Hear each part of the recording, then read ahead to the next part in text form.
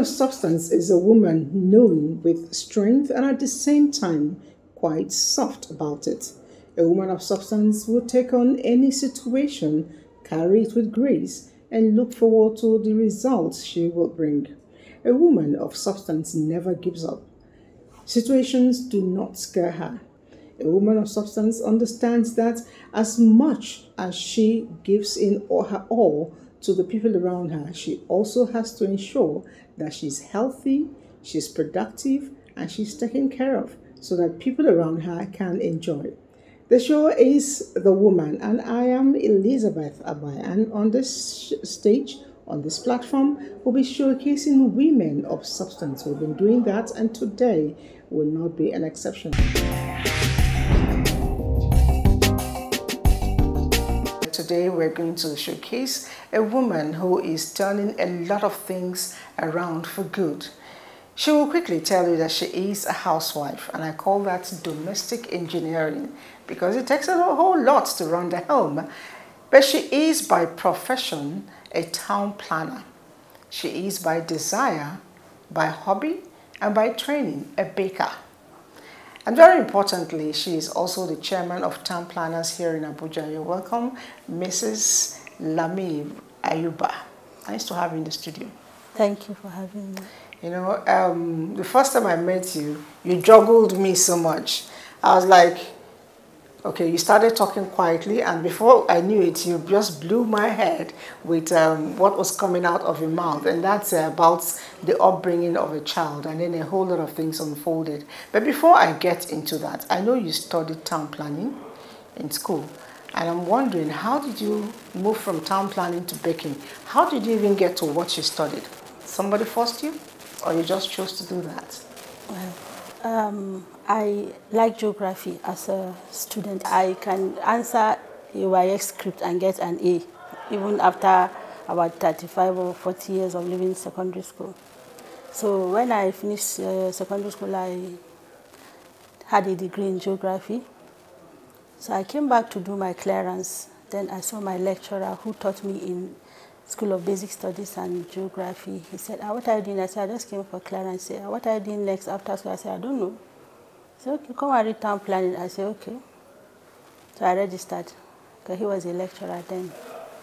So that was how I came about having a degree in town planning. Wow. I did my master's in town planning. That's wonderful. Now, as a town planner, I will get to that, but let me find out, what is the town planner doing inside the baking industry? I mean, are you trying to plan the cake or? What happened was, as soon as I finished my master's degree in 1998, I was already married by 1996, and I had a child, and I was carrying the second child. So I moved from Zaria to Abuja, and then I didn't have a job. So I'm not somebody that wants to sit down and fold my arms, because my husband and I were all from humble backgrounds. We didn't inherit any wealth. We don't have anybody standing ahead of us. We are just struggling to survive. So I decided I should look for something, and I prayed because I believe in divine direction. That was when I dreamt and saw myself baking. I woke up in the morning confused. Here I am with a degree in town planning. I've never baked in my life. The only baking I did was in secondary school, home economics practical. So I said, God, does it mean that this is what you want me to do? I said, okay. So I called my mom. I need to pick my home economics textbook. And then I read about baking, got a recipe, and that was how I went into baking. You went into baking to earn money. And at the end of the day, you're doing such an exceptional work with your cake work.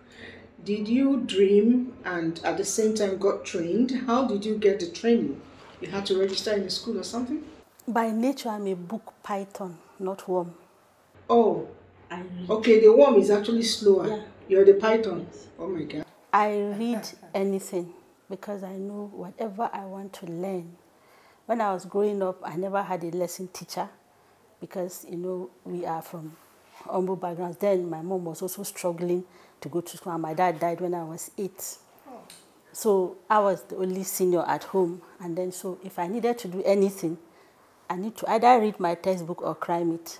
But I can't get anywhere because my mom was not home to even help me with my younger ones. So I was the nanny, I was the senior sister, I was the lesson teacher for my younger ones, I was the housekeeper, I was the cook. So all I needed to do is steal some time to read. We didn't even have TV anyway. So I went to buy books because I didn't have time to go to any catering school because I was already married and I was having young children. I don't want to leave my children. So everything I needed to do had to be within the home environment. Then there was no much social media that I could watch YouTube videos. So I invested a lot in books. Books that would teach me a lot of things that somebody cannot even tell you. So that was how.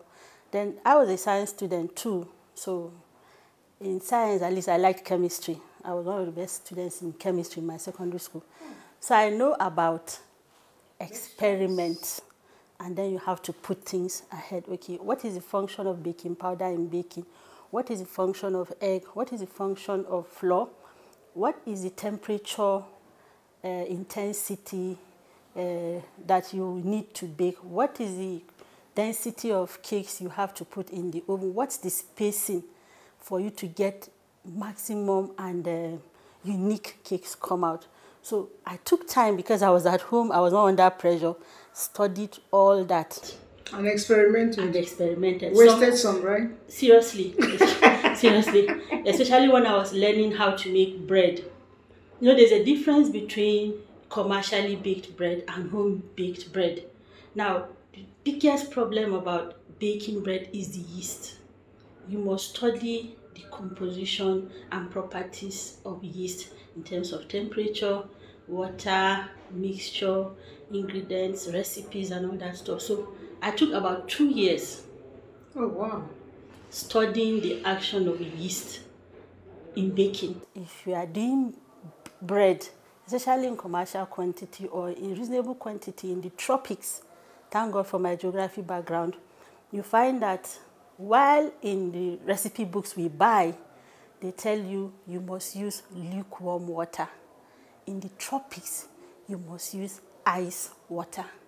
Oh, wow. Because why you need lukewarm water in the temperate regions is because the temperature is normally below 10 degrees, some even minus. Here, you want to bake bread in the afternoon of June, and temperatures are reaching 38 degrees. Then you are using lukewarm water. What happens is that the yeast dies. Then another yeast factor is you go, instead of you to go and buy the packed yeast, you go to shop that they've wrapped yeast and you want to bake bread or donuts or puff-puff. That yeast is already weak and dead because it's already exposed. Oh. So people don't understand that. So I learned not to cut cost.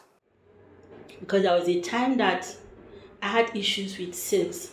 So I now bought a lot of books on marketing, financial literacy, 80-20 rule, a lot of things, goals, customer behavior, branding. So I have all those books in my collection. So you actually are a reader.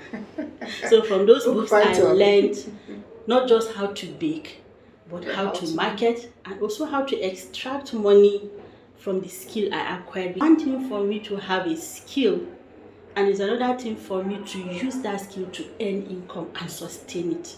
They are two different things. True. You know, I was actually going to ask you, how were you able to launch yourself? Because some school of thought to tell you to break the market is very difficult. Another one will tell you that we are over 200 million plus, and that the market is still wide open, looking for people to saturate with goods. And here you are, woke up at your own morning and you've been able to hit the market. Beyond reading the books, what are the small techniques you were able to use? Because there are a lot of young people who are watching us now who are probably going through the same crossroad and wondering, oh, nobody wants my products. What are the first things to do? The first thing you should do is not to copy, it's to create a business. If you copy, you just join the bandwagon of doing the same thing over and over again and expecting a different result. Now, I read geography. That is the advantage I have, and town planning. In town planning, we do what is called zoning. Then in geography, I read demography. demography, the population composition, young people, older people, then also socioeconomic strata, who are the income and high income and as well as the low. Now, your products must target a group. True. Are you targeting children? Then go where you find children or people who have children to buy your goods. Are you targeting people in the market? Then look for a market and open your shop. Then another thing is that your product costing, if you are launching, has to also consider the unit of currency. For example, if you are producing a product, you should target a product that people might buy for 50 naira, which is 1 unit of our currency, or 100 naira, or 200 naira, or 500 naira. So you should target that currency. It's very important. If I put 220 naira, yes, it is going to be a problem because people will start looking for change. Oh, I get it. The change factor is the issue, because the bakery product is a luxurious product. It's a discretionary product. For me, I can do without cakes. Yes. I can do without chinchin. I can do without even bread. I can take my pap. But how do you get the customer to buy at their own discretion? My town planning teaches me something about activity areas and timing. If you are selling products to people in offices or targeting people around office or shops that are located around offices, you definitely should be there before 9. Around 9 o'clock is when people settle down. They want to have tea. You have this product that you have from your bakery. So they will now say, go and buy me that and make sure it's fresh. Make sure it's fresh. So you sell that fresh product. They buy it today. They share it with their neighbor. Where did you get this? I got it there. Okay, please get it for me tomorrow. You are in business. One of the biggest secrets of selling baked products is freshness. Sure. Let the customer get it at its freshest taste. By the time he gets fresh today, tomorrow, next tomorrow, he will book. Then your market will grow. It's good to take cognizance of that. And for those who are watching us, I hope you know that you have to pay me for this business 101. Pay me and I'll share to my resource person, a bit of what you've paid. Now, moving on from business, you have mentioned a whole lot about your town planning background and geography background and how it has actually helped you with what you're doing. I want to believe that you have gone to pay tribute to them because they've actually helped you with your business, and somehow you moved into baking, and I don't know at what point you went back to the town planning because you're the chairman of the Town Planners Association here in Abuja. How did you go back to the business? Well, when I came to Abuja, I actually packed all my certificates in my cupboard and faced my baking. Oh. Because I was just rats of my roaches. They didn't eat it, thank God. So one day, I live in a place whereby there are a lot of issues on land allocation. So one day, my house was marked X. And then my husband has already been sacked from work. So he had nothing to do. He was just struggling. I saw him crying. I said, what's your problem? I said, if they demolish this house now, where will I take you and the children? Aww. That was when I realized I actually had a degree in town planning. Then I met one of my classmates. He said, you, that was one of the best students in my class. What are you doing at home? Come on, let's go to where they are doing meeting. So when I got there, I look at everybody. Everybody is working. I'm not. What do I offer but my bakery? So I now saw that the snacks that they are providing for refreshment are not to my standards. So I now said, okay, at least what then I can do here is to offer my bakery services for a discount. So from then on up till today, any event we are having in our town planning meetings, I take charge of the catering aspect. You're actually a businesswoman. Very, very. Even you've managed to push in your bakery. Yes. What's the name of a bakery? Lansil Bakery. Lansil Bakery. You still managed to push in Lansil. Yes. So in my school, we were taught a faction of town planning called advocacy planning. So I said, at least if I cannot practice, I cannot work, I can do advocacy. Like, okay, educate people on town planning policies, represent people when they have issues with town planning authorities, represent people when they are looking for some approvals or something. So I launched Urbanscape Consultancy, whereby if you have issues with your land, somebody wants to grab your land, somebody has grabbed your land, somebody has encroached into your land, somebody has marked your house wrongly, I can represent you. So there was this case we've been having for the past, since 2008, that's about 15 years. There's a layout. Then another development company was given part of the layout, and it happens to cut my house into two. We went to court, we went to the tribunal, we went back to Human Rights Radio, we went to development control. One of the times, sometime in 2012, somebody in the government agency called me that, I want to see you. I went, that let me advise you. This cause you are fighting, the chances of you winning the case are very slim. So I will advise you to withdraw this case. Maybe if you are lucky, because I was representing about 100 people. If you are lucky, you will be relocated to somewhere like Gwagwalada or Buari or somewhere.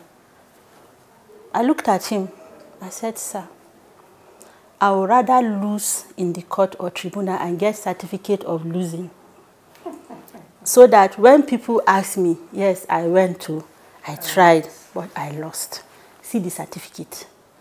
Than for me to chicken out and said, I am leaving. I will not. If you want me out, write my certificate for me so that at least whoever I'm representing, it will show that I have tried.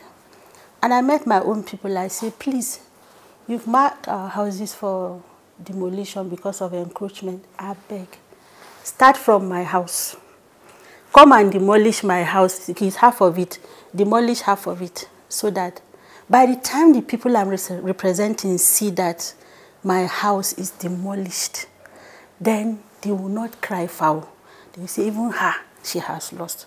But I warn them, I will move to your house. Okay, at the end of the day, you won, and that house is doing so well. I was opportune to meet, one of your children who blew my mind with all that he does. I want you to speak on that because a lot of people, women, seem to think that when you have children, a girl child does a particular thing, a boy child does a particular thing, and at the end of the day, we domesticate the girl child and we lose our boys. Make them very vulnerable when they get older. What's your take on that?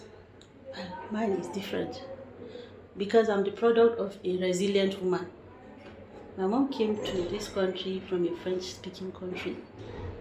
She came, she could not even speak English very well with her primary school certificate. Today she's a professor. Wow, your mom? Yes. Oh my God. And she's a fighter. You don't tell her she will not or she can't. She will. Whatever she says to achieve. Some of the people she met in Nigeria are still where she met them 60 years ago. They are still where she met them with all their problems, but she has moved on. Now, from the Bible I learned, the children are a blessing from God. And there's a verse in the Bible that says, your children are like what? Arrows. You draw the bow and launch them into the society. But when you are shooting an arrow, what do? You can put poison. You can sharpen it. You can extend it long so that when you shoot it in the, what does it do? It hits your target. Now, I see my children as a blessing, not only for me, but for the society, for my country, for the world. They can change the world. One child can destroy everybody and can change the world. So I see my children as changers, as people who will impact the world, not even my society. Now, so every day for me, spending with my children is a special opportunity and it's a special day. So I don't take their issues lightly. I make sure I train them and I don't discriminate because I was not discriminated upon. I was given every opportunity to be who I want to be. Even my husband, he did not treat me like a housewife or treat me like that woman. In fact, sometimes when I remember some of the things I do, I say, oh boy, you're trying. for containing me. Because if I say I want to sell bread today, he will follow me and support me. If I say I want to sell food, he will follow me and support me. If I say I want to sleep at home, he will say, okay. Let us sleep together. Anything I want is okay. So my children, I called all of them, told them that your future is in your hands. You can make it or break it. But I will not train boys that will come a burden to somebody's daughter. Because I have a daughter. And I will not train a daughter that will become a problem to somebody's son. True. So I taught them how to be responsible people. I taught the girl how to be a homemaker, how to be a loving mother, not of herself but to society, but also focus on her ambition and on her future. I told the boys how to be able to support, because we trained them to support me and the sister at home, in the kitchen, in shopping. They do all the shopping, they do a lot of things. So I told them that when you grow and marry, share chores. Don't abandon your wife, because we're in a society whereby things like that don't exist anymore. Like when I brought my children out from a private school in Kaduna to the one government school in Maitama, we were paying 800,000 in Kaduna, but when my older children were going to private university, we had to bring them back. So we now started paying like 12,000, 15,000 in the public school. My children actually said something. One of my sons said, "Mommy, people are really suffering." I said, "Yes." So I used to go and pick them home. My son said, "Please stop embarrassing me. I would rather trek to the junction with my classmates, enter the back of pickup and come home than for you to, because it's embarrassing to me. It doesn't happen here." So when I just drop them, they trek. And then sometimes when I give them food, they share. And sometimes he told me that even the 2,500 they are paying per term, that there are students that cannot afford. So sometimes he uses part of his money to help some of his classmates. So, you know, they learn how to be sympathetic. Serving the society, yes, and humanity. I don't believe in this saying that once a child is 18, he should leave the house. For me, you have trained him up to the stage of being in puberty, in teenage. Now he wants to be an adult. So why don't you mentor him into a proper adult? Because I learned that the ones that have started working now, every day they come back from work, they want to talk. Discuss what happened in the office. Mommy, this happened. What is your advice? What do you think? You are a role model for a lot of young people who are getting married, who are already married, and thinking of how to, you know, groom their children. I hope they are listening and they will tow your line. But just before we go, you have your life, you know, circled around your husband, your work, and your children, which is not bad. But I also believe that you came to this world alone, so you must find your me time. What do you do with your me time? How do you pamper yourself, show yourself some love? I like watching TV. And then most times, what do you watch when you watch TV? Drama? Action movies. Action movies? Adrenaline. Oh my God, not me. Not me. I like watching action movies, and then I also like studying on the internet now. When I sit down for like 2 hours, you'll be sure that 1 hour I'm surfing the internet, not just to watch TikToks or videos or things like that, even though there are TikTok videos that are good, but everything I'm pressing is learning a new. So I'm currently learning this hydroponic farming. I'm currently learning how to do domestic gardening. At a higher scale, whereby you do vertical domestic gardening, not the literal one. So I've been watching YouTube videos. So now if you go to my store, you will see a lot of bottles, water bottles. I've been saving them. I'm trying to do my compost so that I will start domestic gardening. And then I also want to go into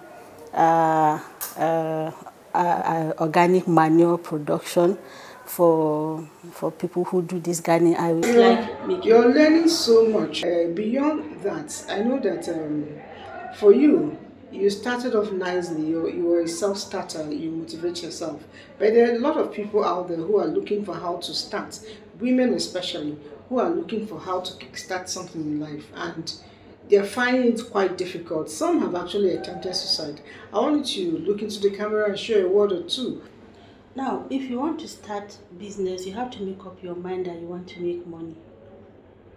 and then you do everything to make money and remove distractions and obstacles in your life. Thank you so much. We've been speaking with the chairman of Town Planners Association of Nigeria here in Abuja, Abuja chapter. She is also a baker. She is a mom with a difference. She is a domestic engineer, and as you can see, she is hot with entrepreneurial skills. Let's cue into what she said. Be yourself, and very importantly, take care of your home and make it what you want to be. Thank you, Chairman, for coming on the show. Thank you. We'll see you again next week. Bye.